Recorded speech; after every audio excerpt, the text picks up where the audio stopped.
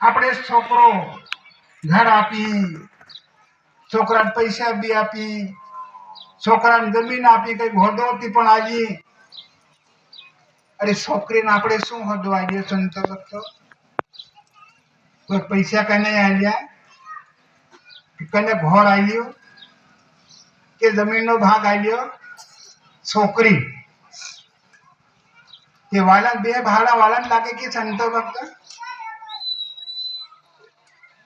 જગ સંસાર ભલે આંધો તૂટાય તો ભલે તૂટાવા દેલો સંતો ભક્ત, પણ બાળકને બેસી મત ખાઓ સંતો ભક્ત. ડગરા બેસી ખાઈ જાજો, ઘરમાં દાણા દાણા બેસી ખાઈ જાજો, પણ બાળકને વેસો નથી સંતો ભક્ત. આ મોટા મોટો પાપ છે. હાથ અવતાર આવો ને ત્યાં સુધી આ પાપ છોડે નહીં સંતો ભક્તો. બધા વિચાર કરજો. કાગળ ગણ મત ભાળો, પૈસા ગણ મત ભાળો.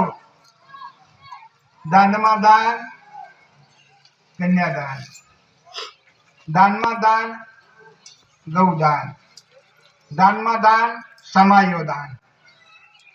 આજ આપણે સમાયો દાન કરીને આવ્યા ને સંતો ભક્તો બધા. સમાયો દાન કરીને આપણે પધાર્યા તો આ સતનો મેળો થઈ ગયો. આ દાન મોટા મોટું પરંપરાથી આવે છે.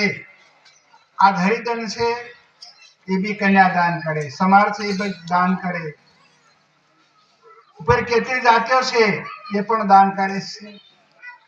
આ જાનવર છે પણ એ કઈક લગ્ન કરે, પર્સન કરે, કઈક છોકરાઓનું લગ્ન કરે, કઈક પૈસે લગ્ન પર્સન કરે છે, એ પણ જીવો ને.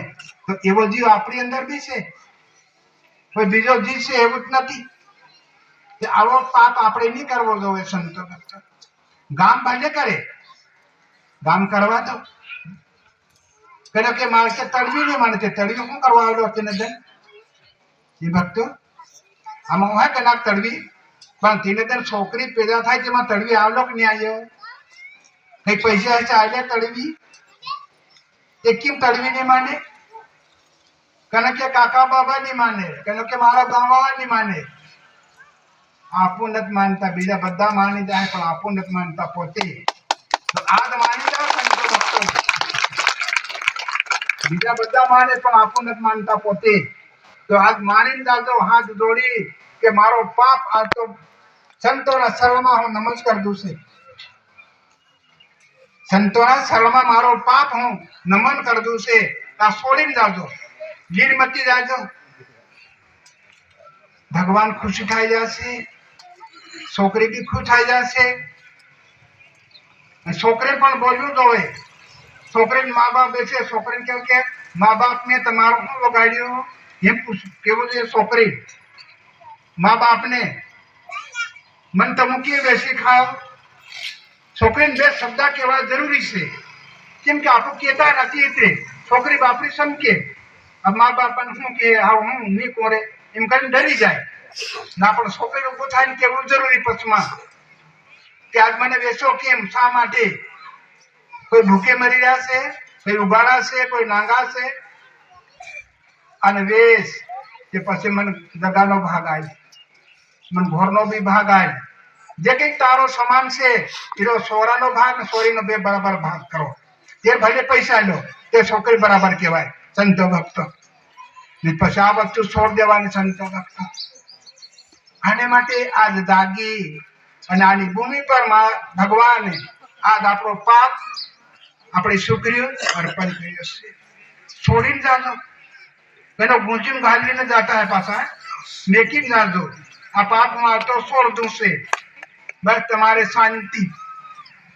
હાથ પેઢી બી સુખી થઈ જાય, એક પેઢી એવું નહીં 7 પેઢી સુખી થાય. કોઈ દન આ પાપ લડી નહીં શકે. દાન એટલે દાન, દાન થાય તો પુણ્ય થાય. દાન નહીં કરો તો પુણ્ય કઈથી થાય? આપણું પુણ્ય ની રાહ જોઈ, આપણું દાન તો કરીએ નહીં. પણ કે મારા ઘરમાં આ કેમ નહીં આવે, મારા ઘરમાં એમ કેમ થાય, મારા ઘરમાં કેમ થાય? થાય થાય ભાઈ, પણ આપણું આ કામ કરતા નથી ને.